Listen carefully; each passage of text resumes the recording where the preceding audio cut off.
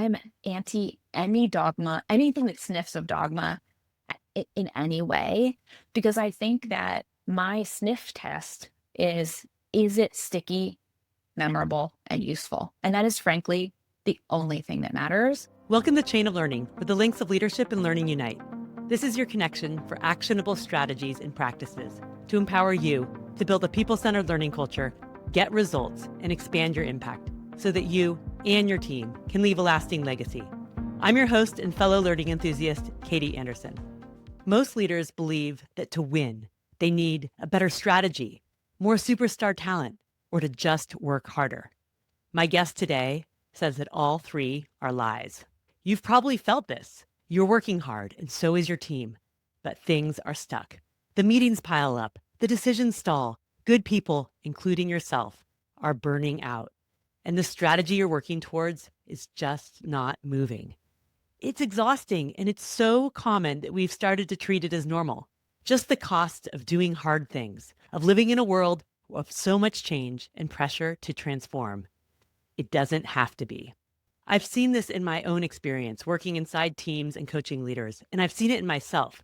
We get caught up in the urgency of the now, being the one with the answer, jumping in to fix and do because we care about getting to success, believing that if we just push a little harder, it will all come together. My guest for this episode, Karina Mangu-Ward, has spent more than a decade helping teams find another way, and she has the practices and the results to show it's possible. What she's documented in her new book, Teams That Meet the Moment, 9 Practices for Unlocking Performance and Growth in Uncertain Times. Christina is a partner at August, a consulting firm that helps some of the largest, most complex organizations in the world change how they actually work day to day. She's partnered with teams at organizations as diverse as PepsiCo, Colgate-Palmolive, Planned Parenthood, and Sundance. Her motto, get caught trying. I love it. We started off our conversation exploring the provocative opening of Teams That Meet the Moment, that most leaders believe these 3 things that she considers lies. I asked her about why she considers them lies and what she sees in organizations that's getting in the way of team success. Let's dive in. The book starts with what we lovingly call these 3 lies we love. And it's framed that way because they're so alluring. They're a fantasy. And the first one is that all we need is a great strategy to win. And what the way I see this playing out in organizations is that people will spend, 18 months on a strategic planning process, or hire Bain to spend $1 million for the highest fidelity strategy. And it's not that that's wrong. It's fine. It's great. Strategy is really important. Making choices is essential. It's just not enough, because if you have a strategy that can't be executed, it's just dusty on the shelf. And I see that happen too many times. So that's a big one. The second one is that many organizations are, I think, rightfully obsessed with talent. Right? We want superstars. And at the most extreme, that plays out with Microsoft paying $250 million, for a top AI talent. But it plays out in much smaller ways in most organizations, which is like getting obsessed over getting people who have the right expertise and the right pedigree. And we cannot take it for granted that people who are exceptionally talented in their domains are any good at teamwork. And often it's a reverse correlation between those things in my experience. So it's like a reframing of talent actually as being talented at teamwork and complexity. And I think that's something to think about. And the last one is, have you heard about 996? We're supposed to be No. working. Oh, yes. No, I have 9. Yes. 6 days a week from 9 to 9 if we want to be successful, and hustle culture and grind culture and 10x productivity and all this. So there's this mantra around just like working harder, right? Putting in the effort. And I think we love that lie because it is the thing that we can control the most. It is linear. If I just put in more time, I will be successful. And it's such a lie because working harder in broken ways of working doesn't lead to good results. It just leads to burnout. And those are the 3 things that when leaders gather around a table, I find that that's what they talk about around what drives performance, instead of talking about how teams execute, decide, and learn, which is what I believe is actually the key. And I live in the Silicon Valley, and so that hustle culture is so pervasive across, a lot of the organizations that exist here where I live, and it's really exhausting, right? And it's not good for humanity. One of the things that really stuck out to me in an early page of your book was that it's not about, sometimes we think about how do we build teams for like a big moment, crisis or something, but the moment it sounds like you're talking about is the everyday moment. Like how are teams really functioning every day for high performance and Yeah, not yeah. being burnt out? That if you think about how we spend the balance of our time, it's at work every day with other people trying to get things done. There's almost nothing that gets done in organizations these days that doesn't involve coordination and interdependency with other people. That is how we spend our time. When we talk about, meeting culture, that where I'm in meetings from 9 to 5, that's because we're teaming with other people. We're not working alone. So I think a lot about how that is where we spend our time, and that is how we actually deliver value. That's how we get things done. It's not to say I love a good team retreat. I love a good thing, big moment. That stuff really matters. And I think crisis can be a moment that reveals either what's working or not about our team. And that can be really helpful. But at the end of the day, it's about everyday habits for how we get things done, how we stay accountable, how we decide, how we learn, that I think make, and this is the hill that I will die on, that good everyday teaming habits are both good for people and good for outcomes.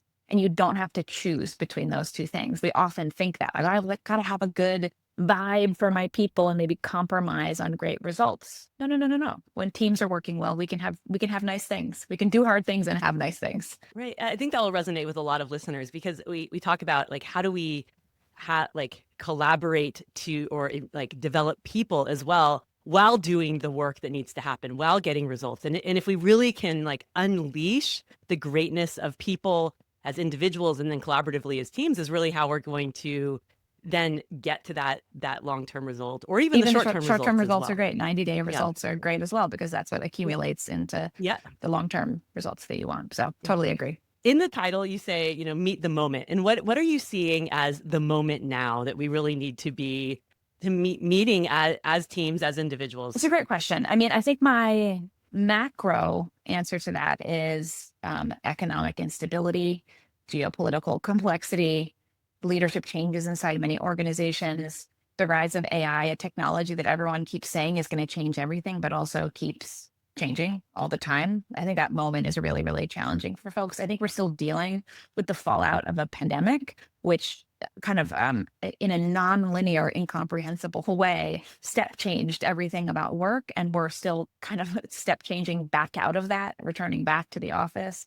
Not to mention just like the constant internally generated transformation agendas inside organizations right now. Like, I don't know a single organization that doesn't have, maybe 10 years ago, it was like one or two transformation priorities. And now many organizations have 10 concurrent transformation agendas that they're all going through. And so I think the moment also involves like an incredible amount of just change fatigue and transformation fatigue. But I don't think that the way out of that is to say, let's do less change, because that is the moment that we're living in. I think it's about learning to have everyday habits to help us like tolerate and metabolize that change in a way that doesn't feel so incredibly stressful. And your book has so many great tactics, tools, practices to handle that. And I want to dive into that a little bit.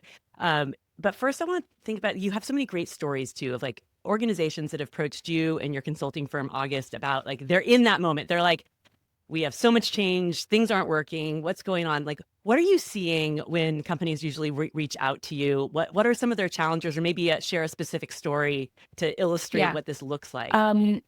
That's a great question. So a couple of the stories that come to mind, there's a story in the book about Sundance Institute.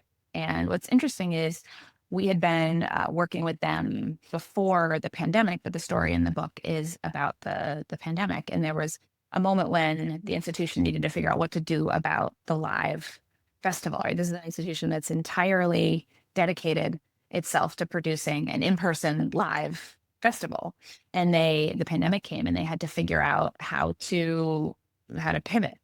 And we had already been working with them, and it had introduced this language of safe to try, which from August, that kind of lingo is about moving from a decision that we feel is right or wrong to one that we think it's not perfect. We're dealing with imperfect information, but it's not going to do harm. So let's try and let's learn. And the story in the book talks about how important it was to have that language in the culture in a moment when an organization was making a decision where they had deeply imperfect information. What was the pandemic going to look like in 10 months when it was festival time? Could we do some of the things in the festival digitally that we had been doing in person? And it's a really powerful tool. And it was in the story in the book out of getting out of consensus gridlock, where like waiting for total agreement or waiting for total certainty or assurance that the path was right. And at the end of the day, they pivoted to digital, and it was a tremendous success. And their ability to do that in a safe to try mindset helped them do that faster, sooner, and better than if they didn't have that kind of language in the ether. And having some parameters to know where is it safe to try and run experiments and test. I mean, I see this so often in organizations too. We get paralyzed because like we put everything on the outcome rather than, well, what are the ways we can learn our way forward and really understand where are those safety where it truly is it Yeah, safe to experiment and to try. And through that, we're going to actually get information that will lead absolutely. us And on a also better being able to say to pathway. each other, Uh, having permission, and this comes back to psychological safety, to say this mm, isn't safe to try, right? Like, and to be able to mm. say, here's the data that I have, and here's why that's the case. And then, so then let's not do it. I think there can be a misunderstanding that using the language of safe to try means everything safe is safe to try. It's not. But when we have a culture where you're kind of expected to like say yes or like get everybody to yes, it actually gets harder to say no. So I love the idea that safe to try makes it more safe to put your hand up and say, I strongly oppose this, and making it discussable around, here's why. I'm thinking back to an image in your book where, there are guardrails, right? And so leaders can put guardrails on where is not safe to try or what's outside the scope. And then within that, giving people permission to try, to experiment, to bring ideas. And that actually gives so much more space than rather we're putting so many constraints that everything has to be within this box. I mean, you need Yeah. to have that safety box, Yeah. but I mean, I think the other time that yeah, that's people great. come to us is when they're trying to pursue some kind of big ambition. I mean, often it's around like a growth ambition or an innovation ambition. And there's a story in the book from Colgate, and Colgate, a huge company, and they are incredible because of the way that they manage complexity across a huge and manage efficiency. And they wanted to move into a new market, a new kind of beauty adjacency market, which is an unusual one for like a personal care company. Um, and the story in the book is about them wanting kind of benefiting from August practices and coaching support to go from taking kind of a longer time to launch a new product to be able to do it with a cross-functional team, like rapidly and efficiently. Think kind of taking like a small bet mentality. Like, what's the smallest bite of this that we can chomp off and make the fastest progress on, and go after that in service of learning. And getting into that mindset of like many small bets within certain guardrails rather than one too risky big bet or big bite is just one of the most important, I think, mindset shifts for organizations in this age that we're talking about, where everything is so nonlinear and unpredictable. What are some of those challenges you see in helping leaders move from that like former mindset of we just have to put everything towards this big goal and then starting to break it down and seeing that truly is safe to try, run those small experiments? Like how do you help Yeah, them make that shift? I think there's 2 points of resistance that I observe to that. And sometimes it is about leaders that have been working in a certain way, like enjoy it. They enjoy having control. They enjoy having the right answer. So, and I get that. I really do. So part of the journey is just like unlearning the idea that that is what great leadership looks like. Moving away from the idea that great leadership is measured in having the right answer, to thinking about great leadership as trusting yourself and having the confidence to navigate like whatever comes up, even in spaces where there is no right answer. So I think there's like an unlearning component about that. And then many leaders that I experience just don't know another way yet. And there's a way that leadership and teaming is taught in business school, and the way that folks were mentored into learning their practice, everything from how they plan to how they decide to how they lead. And so often it's just a gap of like shared practice and shared language. And that's why the book I mean, I'm a practical gal. I like, I love a practice and a script and a tip.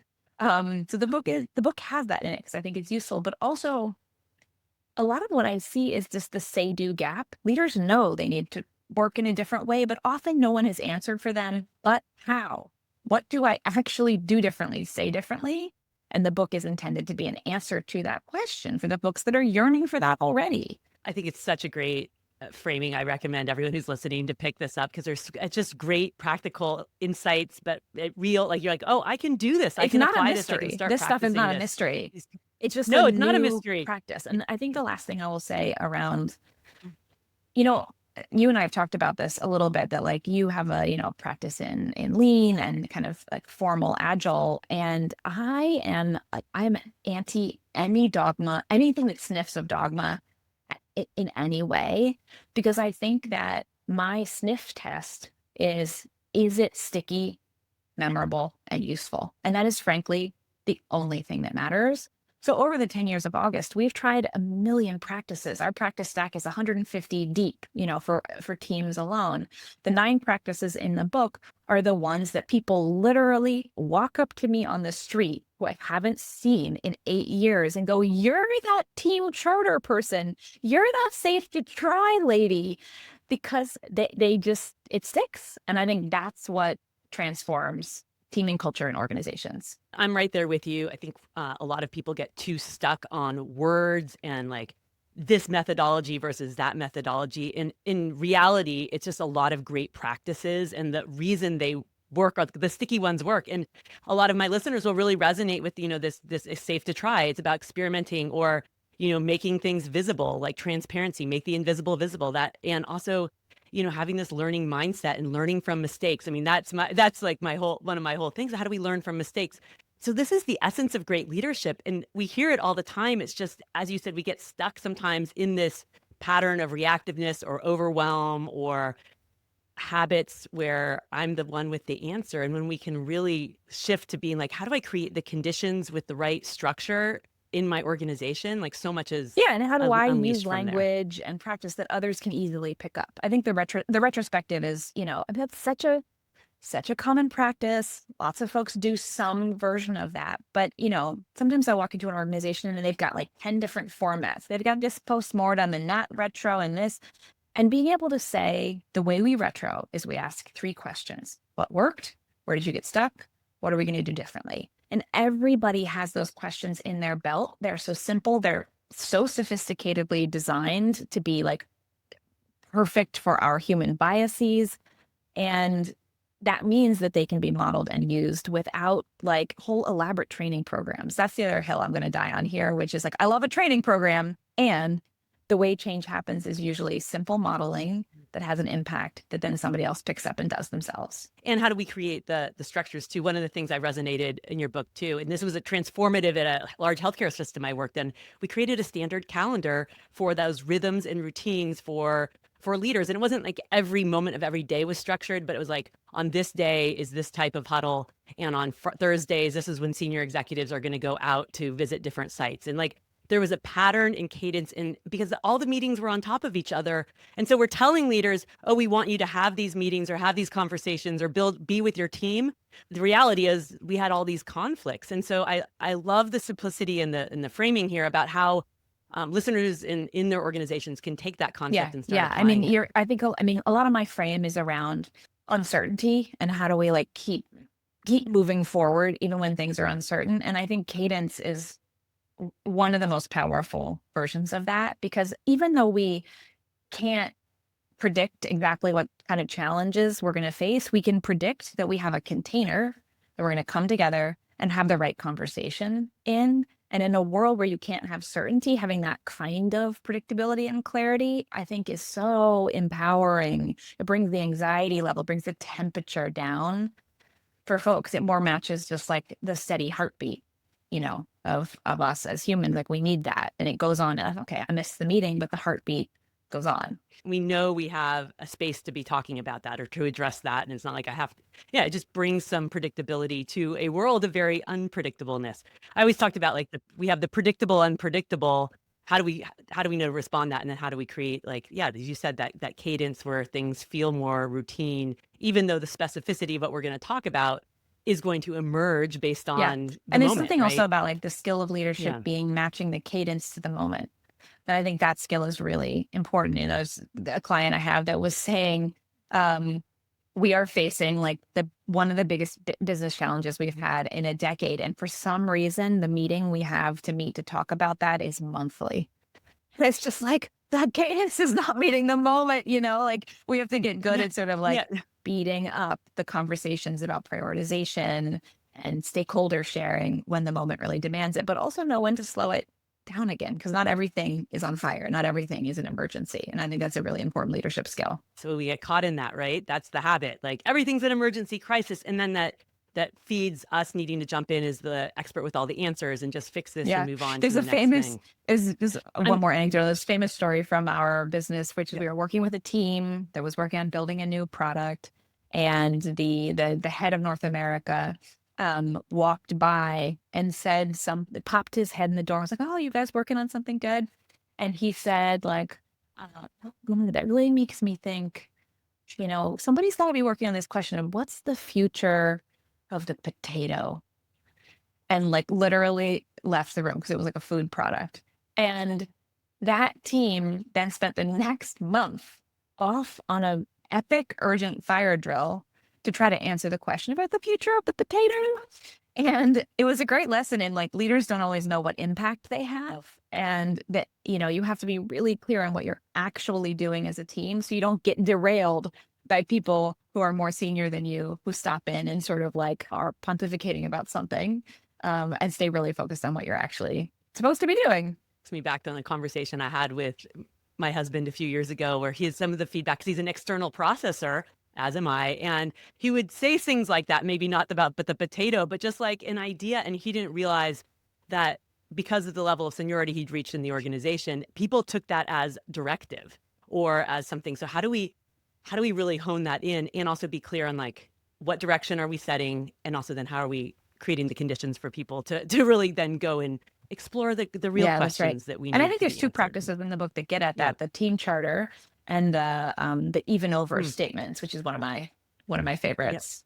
Yes. Well, I want to dive into the even over. I love that concept, and it wasn't the phrasing I hadn't heard before, and it's so powerful, and it helps resolve some of these conflicts that or seeming conflicts that come up every day, and then like almost that paralysis. So tell us about the even over and how you use Yeah. it So with the even teams. over, the formulation of that is you think of good thing A, even over good thing B. So an example might be like cake even over ice cream, right? If I were to hand you cake and ice cream and you only had $5 or so much room in your belly, you would those are both good things, but which would you pick, cake or ice cream?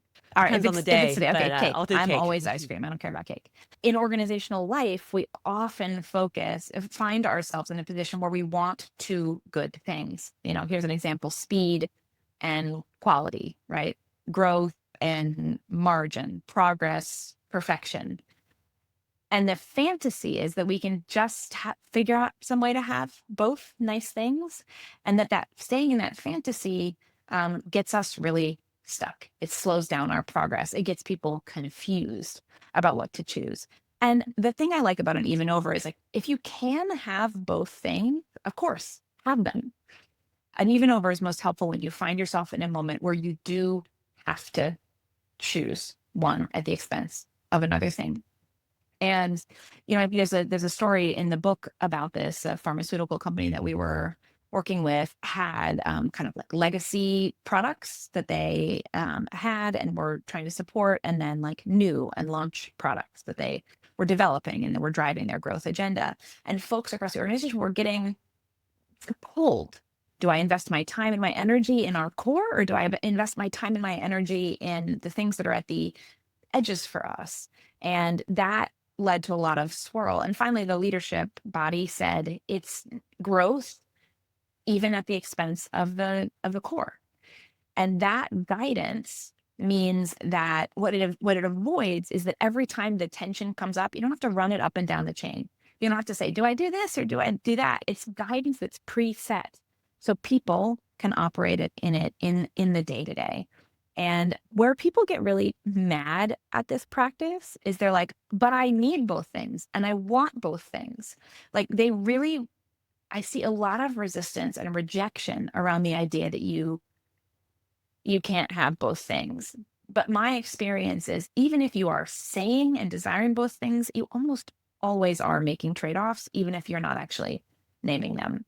And it's better to be intentional about what you're trading off than what you're not. Another kind of classic story on this that I often tell is when Disney was building its streaming platform, they initially were taking on lots and lots of subscribers and not worrying about profit. So it was subscribers, like numbers of people, even at the expense of making profit. And at some point, that strategy ran itself out and they switched and they flipped the switch and they said, now it's about making money from this offering, even at the expense of gaining more people. And I think that's the signal of a good even over, that it can be flipped when the moment is right. It's not that that one thing is always the right thing. It's that in this moment, that's the trade-off that we need to make.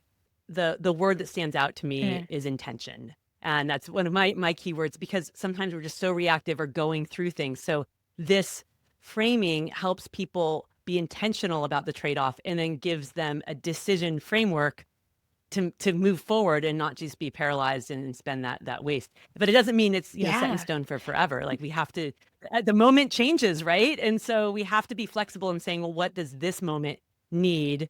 And then clearly Yeah. And communicate it that to really is a people. tool for making the implicit explicit and for communicating and aligning. And I love that you Yeah. talked about like beforehand.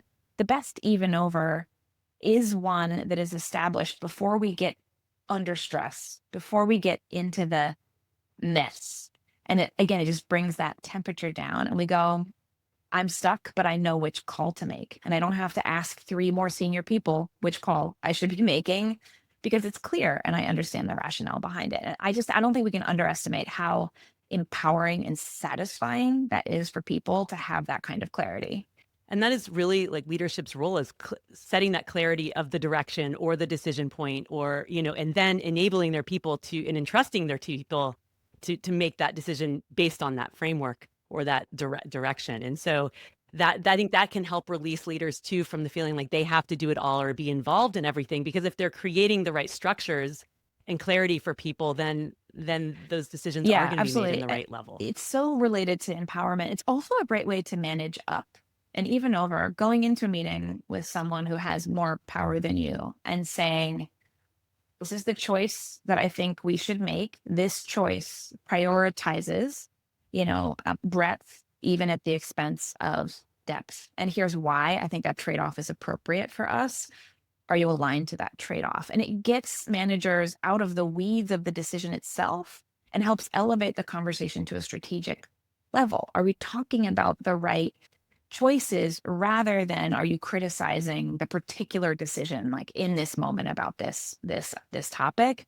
And it really opens up, I think, the scope and the like specificity of a conversation when you're able to name trade-offs using that language. And it's extra helpful when the language is shared. If you just march into a meeting and start saying blank even over blank, people can get confused. The even plainer click of language I often use is blank even at the expense of blank. And that anyone can understand. We're choosing reach even at the expense of depth. And here's why. And that allows communication of strategy and like the making visible the leadership's decision-making framework, because it's existing. But if that's not clear to people, then we're not in, they have to have a connection and understanding where we're going and the reason why. So I think having that conversation too can be Yeah, very, this is one very of the ones powerful. that I think more executive leaders, a lot of these practices are good for teams of any kind, but this one I think is particularly empowering for that leadership level. I mean, I think as a parent too, that could be good too. Like, we're going to make these trade-offs. We Yeah. can't have The everything all the secret is time. my wife and I use all Yeah, of this stuff all the time. I'm yeah. like, this is a business book, Oh, but like it is actually a life book. oh, no, I find totally. I find everything I do in business, the greatest practice is in in my personal life, for sure, because it changes how we show up. It's like not we are like our work self and our personal self. Like these skills make us better human beings all around, more intentional, more purposeful, more connected to the Yeah. real outcomes that we're Can I give you a personal trying to example on this deliver. one? I'm sorry. It Yeah. just came to Yeah, I mind. do. I love My a wife and personal I were trying to example. plan our weekend the other weekend, and we were like feeling really pulled in two directions. We needed rest, but we also felt this really big itch for adventure. And it was a classic even over. We could, in that moment, we couldn't really have both things. And we decided together, we like really went back and forth, and we were like, okay, adventure today, even at the expense of that rest, and getting out of the fantasy that we could do something that would perfectly design for both meant that there was like no resentment that we were really tired at the end of that day, and designing for that kind of owning the choices that you make and the consequences of them, because there is no choice that you can make that doesn't have a consequence. Unfortunately, I think it's such a powerful thing, particularly when people are working together. And boy, marriage is like the greatest example of that. Absolutely. I can think of so many examples. Uh, well, we could dive into that. But so one of the things I talk about with leaders too, and I'm curious for you, you've been working with, decades with leadership teams and great practices and helping them unlearn things. Where's a moment that you realized in your own leadership journey that how you were leading was getting in the way of the outcomes, or something you've really had to put some intention around unlearning? I'm sighing because this is like such a hard, it's so many, but So many. the thing I've had to work on for myself is the case for imperfection. I have really had to learn for myself that for me, perfection is actually a delay tactic, sometimes dressed up as quality. Like I just think on quality is so important to me, but I have learned the hard way many times that working privately on something, whether it's like a workshop that I'm making or a book that I'm writing, um, in hopes that I can get it polished and finished and ready, always has the opposite effect. Every stinking time. The longer that I wait, the odds of me getting it wrong are just higher. And it gets then too late, to pivot. And so I've really had to frankly force myself to, in the book, the practice is called work in public, which is just like sharing work early, often, and frequently with the right people for feedback. But it goes against like what my nervous system wants to do. My nervous system wants to keep it quiet until it's perfect, and embracing that that's again a fantasy, and more than that, embracing the actual powerful case for showing things that are deeply imperfect. Has that, call my therapist, that's a lifelong lesson that I'm working on, but it shows up in work really powerfully for me. And my colleagues, we have this practice called GBOPS, which is get better on purpose. That's what we call our public reflection and review moments with each other. And what always comes up for me is my instinct to work alone, and I've just had to unlearn, and I'm still unlearning that to this day. But as someone who spends all day talking about teamwork and coaching teams and building cultures of exceptional teaming at scale across very large organizations, like I just know it's the wrong thing. Thank you for sharing that. We all have the things that are challenges for us. And I believe they're the lifelong challenges, even though we get better at the practice of moving towards the thing that's not natural, or our instinct is. And that's where like leadership is a practice, and creating these habits and with intention is so, Yeah. so powerful. But I'm right with you. I'm a high perfectionist as well. And I really have to, I mean, I do share, but it's like, it's hard to break away, and Yeah, from that it's hard. And it's that the difference mold. between like knowing and knowing. Like I know that it's the right thing to Yeah, do. And head and heart. I don't always know in my heart the right thing to do. Yeah, yeah, yeah. So you've been talking about, you have so many great practices in the book. You shared some of them here today. What is like, through the process of writing the book, we always discover new things from a different lens. What's something that you learned from practices you've been teaching for years with like a different lens or another level of clarity, that you found helpful? Somebody the other day said to me, some people write the book that they need to read because they haven't learned that thing yet. Like some people write their way towards a new understanding. For me, this book was writing down 20 years of understanding and trying to simplify and communicate that in a new way. And so maybe my sideways way of answering that is I'm so used to sharing these practices through experience. Like I get in, I roll up my sleeves, I coach, I ask people to try things on immediately because I genuinely believe that people get value from new practices just by trying them for themselves. And communicating when writing a book involved a lot more storytelling than like practice telling. So I think my big takeaway is around the power of story. When you're trying to communicate something at greater reach, having someone tell how they started and what they learned and how it went for them is always going to be more powerful than me like finger wagging and trying to make a case for something in an academic way. So I think that was the like the new and the aha for me because writing is not my medium. I mean, I'm a coach and I'm a facilitator. I want to be in the mess. I love the mess. And the book sometimes it felt like too neat and clean, you know? Well, I'm right there with you. I think I gravitate towards the same side. I'm in the moment, right? I'm a facilitator, I'm a coach, I'm an external processor. I love being there with people and working on my next book.